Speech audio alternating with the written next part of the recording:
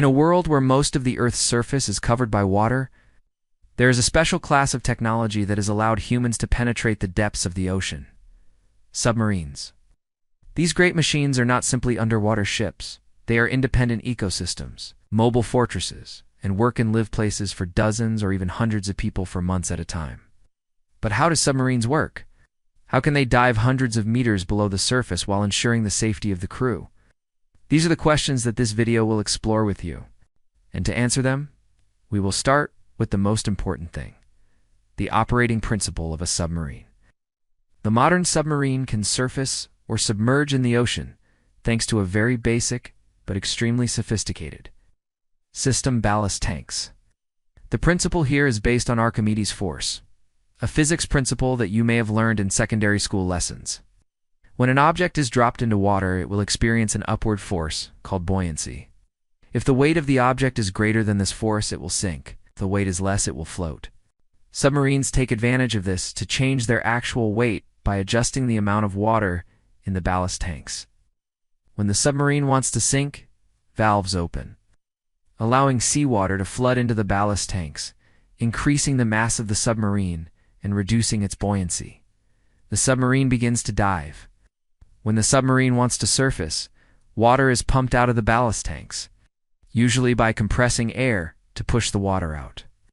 As the mass decreases, the vessel becomes lighter than the volume of water it displaces and begins to rise. While the principle sounds simple, controlling the depth precisely, especially when the vessel must maintain a fixed depth for a long time, is extremely complex. It requires a system of sensors, computers, and even manual operations by the commanding officers to coordinate smoothly. One of the biggest obstacles for any object entering the ocean is water pressure. For every meter you dive, the pressure increases by about 0.1 atmosphere. That means that at a depth of 300 meters, quite common with modern submarines, the pressure is more than 30 atmospheres, equivalent to being weighed down by 300 tons of water for every square meter of surface. To combat this, submarines are designed with pressure hulls, often made from super strong alloys such as high-strength steel or titanium.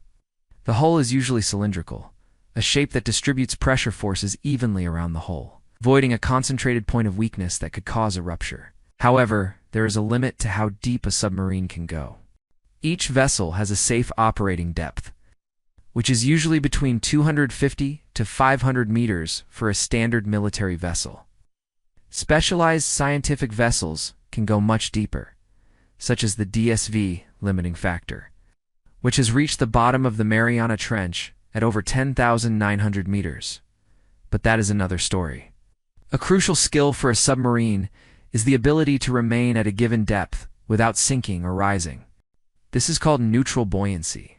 That is, the mass of the vessel is exactly equal to the mass of the water it displaces, resulting in a balance between the upward thrust and the downward gravity.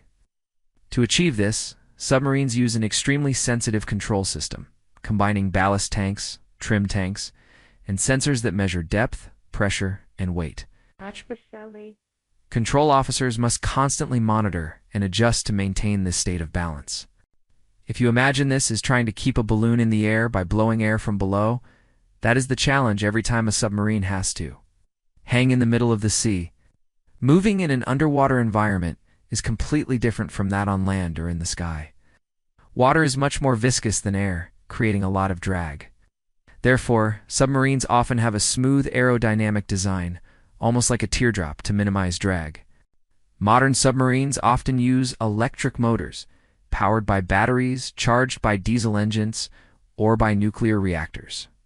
The rudders and diving planes help the submarine turn left, right, and up, down, similar to how an airplane steers its flight path.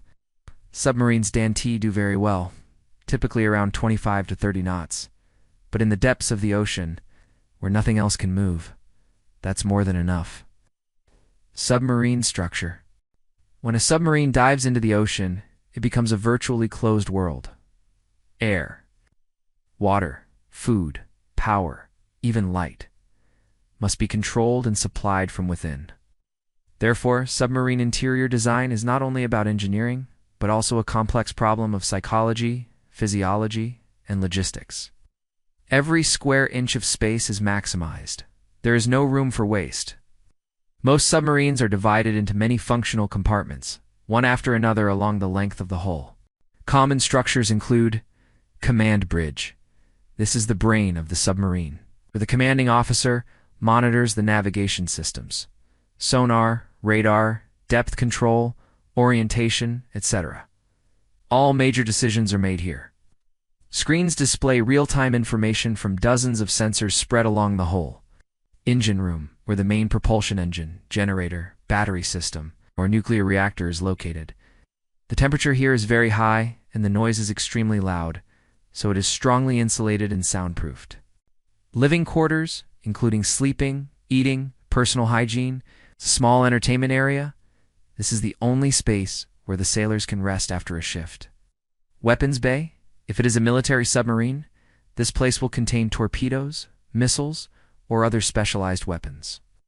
Torpedo or ballistic missile launch systems are often designed along the hull, with the launch tubes pointing forward or upward. Sonar room, where the equipment used to listen to sounds from the water environment is located. One of the main senses of the submarine, because the transmission of underwater radio signals is very limited. Despite the restrictions, everything is designed to ensure maximum efficiency. Sailors are trained to live on a 6 to 8 hour rotation. 6 hours of work, 6 hours of rest, 6 hours of personal activities and study. How to maintain air and temperature. One of the things that few people think about is how to breathe underwater for months at a time. Modern submarines are equipped with air regeneration systems, including generating oxygen from electrolyzing seawater, separating it into oxygen and hydrogen. The oxygen is pumped back into the air inside the submarine.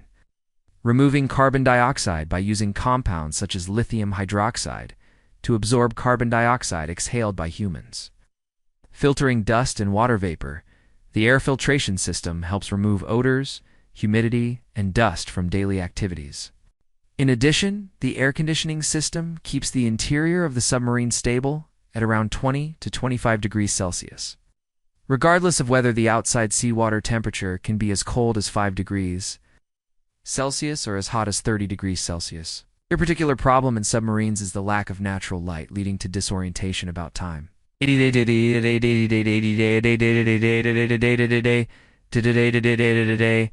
Night cycle. This helps keep the sailor's circadian rhythm stable. Navigation, sonar, and submarine weapon systems. Under the ocean, light is virtually non-existent.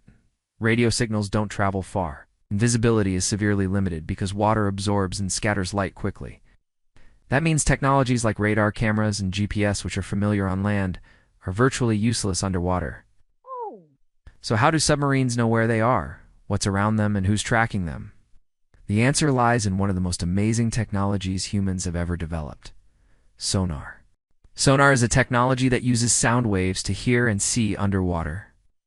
Modern submarines are often equipped with a full-body sonar system. Sensors are mounted along the hull, at the bow, and sometimes towed sonar decoys behind. Sonar technicians can hear and identify the type of enemy ship based solely on the sound emitted from the engine.